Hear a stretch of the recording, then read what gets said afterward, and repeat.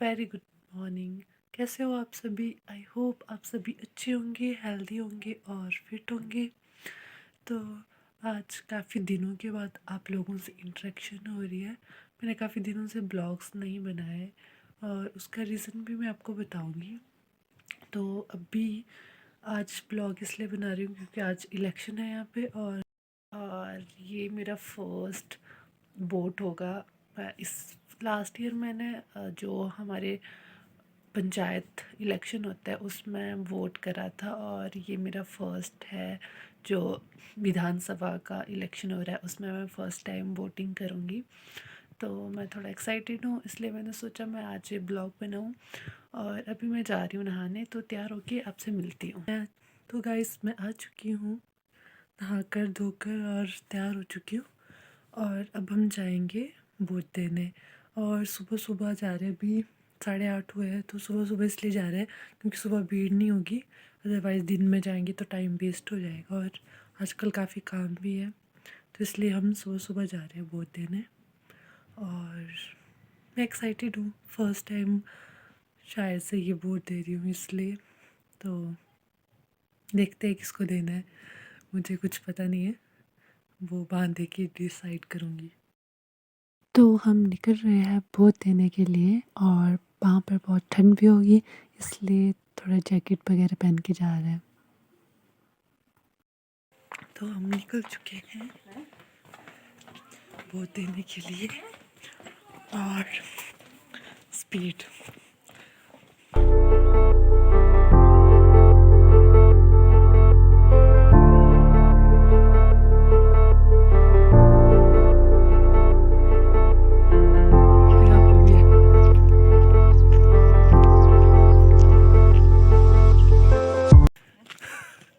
कहाँ रखा है ये?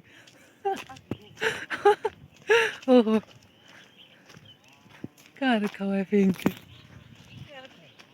ये लगाया हुआ है छोटे छोटे पोस्टर झाड़ियों में रखा हुआ है, पत्थर में लगा के प्रतिभा। तो अभी बहुत दूर है चलने के लिए, अभी हम पहुँचे नहीं हैं। पोस्टर ही पोस्टर, पोस्टर ही पोस्टर, जगह नहीं है यहाँ पे लगाने के लिए, तो एडजस्टमेंट है, मेहनत एक वोट देने के लिए इतनी दूर जाना पड़ रहा है। क्या बोले सा, क्या बोले सा।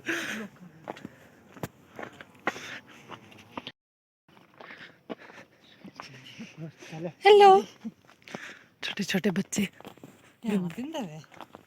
वोट देकर आ रहे हैं। एक्साइटमेंट पहले ही, कैसे देते वोट।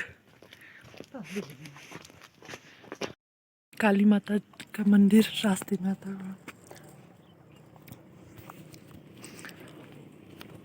अभी हम पहुंचे नहीं हैं और अब हम भाग रहे हैं, पीछे से बहुत लोग आ रहे हैं, इसलिए हमें जल्दी जल्दी भागना पड़ेगा। चलो भागो जल्दी जल्दी। बरसों के बाद मैं इस जगह पे आई हूँ, बरसों तरसों। है हमारे गांव का प्राइमरी स्कूल जहाँ पे इलेक्शन वोटिंग हो रही है। रुक जा भाई। तो हम यहाँ पे वोट देंगे। नहीं नहीं सही है, यहाँ पे पुलिस वाले भी है और यहाँ पे धूप बिल्कुल भी नहीं है।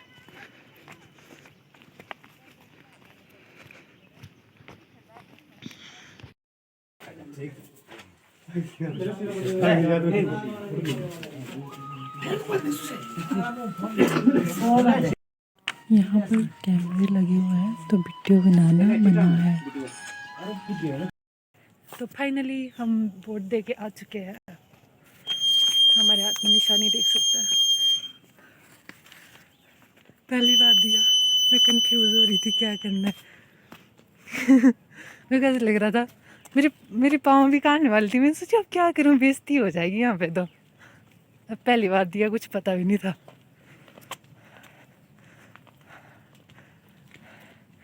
तो चलो अच्छा एक्सपीरियंस हुआ। जो दिखा मेरे को मैंने बटन दबाया क्योंकि मेरे को कुछ पता नहीं था किसको देना है, कोई प्लानिंग करके नहीं आई थी। सुबह सुबह आने का फ़ायदा, हम 5 मिनट में फ्री हो गए। बट एक आंटी मेरे आगे ज़बरदस्ती घुस गई, बोला भी नहीं। अरे वो आंटी ऐसे ही घुस गई, उन्होंने मेरे को बोला भी नहीं। मैं सोची अच्छा अच्छा तभी घुस गए थे वो आगे। मेरी पाँव काम रही है अभी भी कि मैंने बोल दिया है ना। मेरे को अजीब सी नीली छतरी वाला घर देख रहे हो, वो नीली छतरी वाला घर देख रहे हो, वो मेरी चाइल्डहुड फ्रेंड का है। मैं उसको आवाज़ डाला करती थी यहाँ से बचपन में। हे गाइस, तो हम आ चुके हैं बोट देखकर घर, और अभी मैं धूप सेक रही हूँ क्योंकि ठंड बहुत ज़्यादा हो गई है। तो सर्दियों में वैसे भी तो धूप सेकने का मतलब सन बात लेने का बहुत मज़ा आता है। और अभी खाना बनाना है। सुबह जल्दी जल्दी में हम वो देने गए तो खाना वगैरह खा के नहीं गए थे, सिर्फ ड्राई फ्रूट्स खा के गए थे। तो अभी खाना बनाएंगे। और अभी मैं कंटिन्यू कर नहीं कर पाऊँगी ब्लॉग थोड़े दिन, और मैंने इतने दिनों में भी ब्लॉग नहीं बनाए हैं क्योंकि मेरी बुआ जी की डेथ हुई कुछ दिन पहले। तो उसके बाद से ऐसे मन सा नहीं कर रहा था, इतनी एनर्जी नहीं मिल पा रही है कि ब्लॉग बनाए। और ब्लॉग तभी बनाने चाहिए जब इंसान खुश हो, एनर्जी हो, तो ही मज़ा आता है। तो अभी इसलिए मैं कंटिन्यू नहीं कर पा रही हूँ।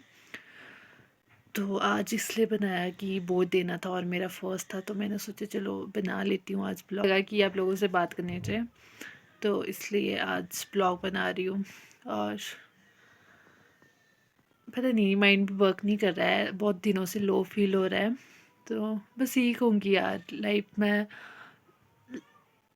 कभी ना कभी इंसान को जाना ही है। हमारे लव्ड वंस, हमारे रिलेटिव, फैमिली, कोई ना कोई छोड़कर जाएगा।